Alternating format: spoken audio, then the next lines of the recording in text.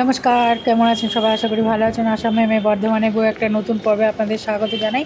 তো আজকে যাচ্ছি, আজকে সোমবার, সকাল এখন প্রায় 6:30 বাজে। তো আমরা 7টা মেট্রো ধরবো, যাব কালীঘাট। তো সকাল সকাল এখন চলে এসেছি স্টেশন মেট্রোতে হাজব্যান্ড টিকিট কাটার জন্য আগে আগে দৌড়ে দৌড়ে যাচ্ছে, কারণ ট্রেনটা লেট হয়ে গেলে তখন না পেলে তখন অসুবিধা হবে, তাই জন্য আর টিকিট কাটতে দাঁড়িয়ে পড়েছে। যেহেতু আমার মেট্রো কার্ড নেই, সেই জন্য আমার জন্য টিকিট কাটতে হবে। ওর তো মেট্রো কার্ড করা আছে, সেই জন্য আমি দাঁড়ালাম পাশে। তারপর টিকিট কাটা হয়ে গেছে, এবার মেট্রো এসে গেছে, আমরা নেমেও গেছি কালীঘাট। আর হাজব্যান্ড আগে আগে যাচ্ছে, আমি পেছন পেছন যাচ্ছি, কারণ রাস্তাটা খুবই সরু, আর তারপর গাড়ি যাচ্ছে চারিদিক থেকে। তো যাই হোক, এইভাবে করে কালীঘাটে পৌঁছে গেলাম। মন্দিরে পুজোর জন্য ডালাও নিয়ে নিলাম, আর এই যে ঠাকুরমশাই সঙ্গে যাচ্ছে।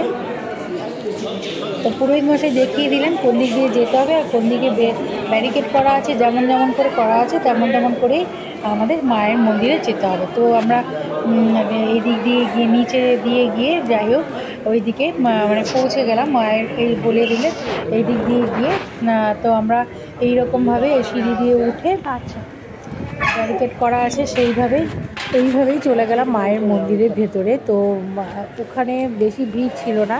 তো এই যে আমরা যাচ্ছি, ব্যারিকেডটা যতটা ছিল ততটা দিয়েই সেইভাবে ঘুরিয়ে ঘুরিয়েই আমরা মন্দিরের ভেতরে ঢুকেছি।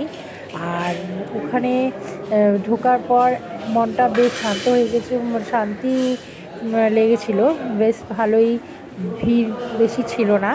আর ওই জন্যই মানে খুব সকাল সকাল আমরা গেছি, মেয়ে বলছে সকালবেলা পৌঁছে যাও।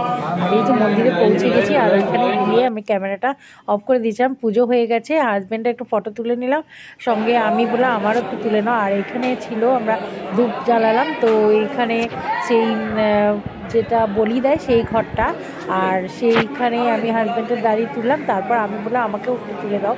তো দুজন একসাথে তুলতে ঠিক ভালো হলো না, সেই জন্য ফটোটা ডিলিট করে দিলাম। তো ও আমার তুললো, আমি ওকে তুললাম, দুজনে বেশ ফটো তুলে তারপর চলে এলাম ঘরে।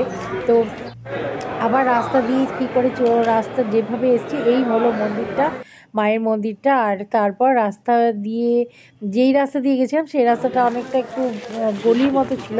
তো সেই জন্য চিনতে পারছিলাম না, তাই জন্য আমার হাজব্যান্ড জিজ্ঞেস করছে এটাই কি? আমি বললাম হ্যাঁ, এই রাস্তা দিয়ে এসেছি। তো এখানে মেট্রোতে উঠে গেছি, আর মেট্রোতে উঠে তো বাড়িতে চলে এসেছি। আমার বাড়ি থেকে, আমরা যেখানে থাকি সেখান থেকে মাত্র 4টা স্টপেজ বা মেট্রো স্টেশন, 4 নম্বর স্টপেজে কালীঘাট। তো খুব একটা দূর না যদিও, খুব কিন্তু যাওয়াই হয় না। তো যাই হোক, এই আমাদের স্টেশন চলে এসছে। এবার আমরা নেমে যাব, তারপর নেমে গিয়ে চলে এলাম বাড়ি। তো যে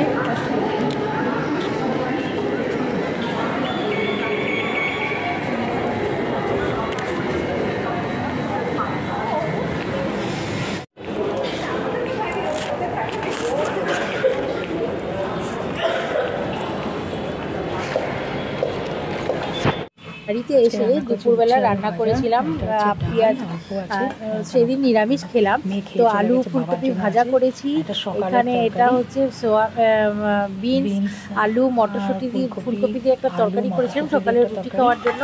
স্যালাড ছিল, আর ডাল ছিল, আর লাউ শাকের তরকারি। এই ছিল দুপুরের খাবার।